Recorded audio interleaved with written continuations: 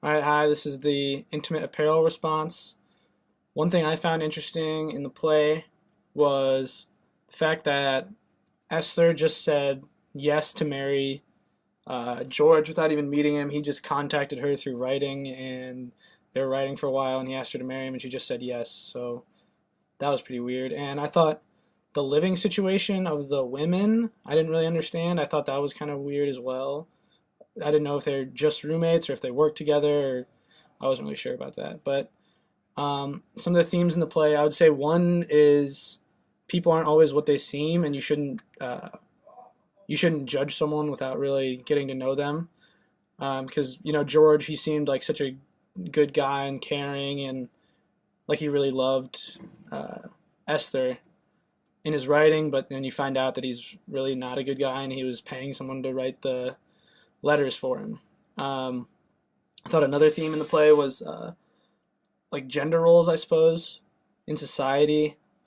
When Esther and George get married, you see this come out a lot. George expects her to just, give like whatever he wants to do for those two would be the best for them. He wants to like take the money, invest it in horses.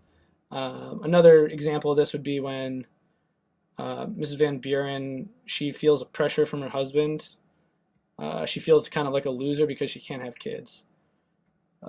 Another, I guess, theme would be racial and cultural prejudice. Mr. Marks and Esther can't be together, or originally he doesn't want to touch her because he's not her wife, and they can't be together just because of their cultures and the prejudice that would go along with those two being together.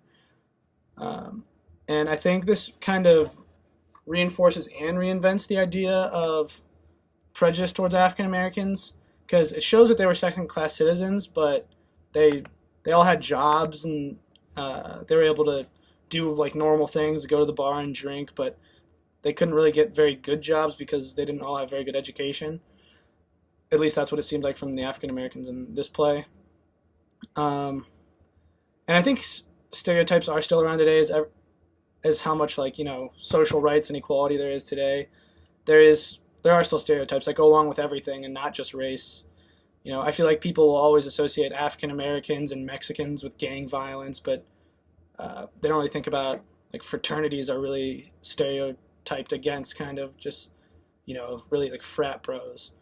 I think what perpetuates these stereotypes is people being closed-minded, not really understanding maybe why people do some of the things that they do, or not really getting to know the people before they judge them. And this can be overcome by doing that, just getting to know the people that you think you have stereotypes about, because they might really surprise you. And the questions are, some cultures set up marriage for their children, but was this common back then? Not setting up, but people getting married just for the sake of getting married, because that's what it seemed like some of the women wanted. And do you guys think it's easier to get a misconception of people like over the internet or just by writing them like they did in this play rather than meeting them face to face? All right, thank you.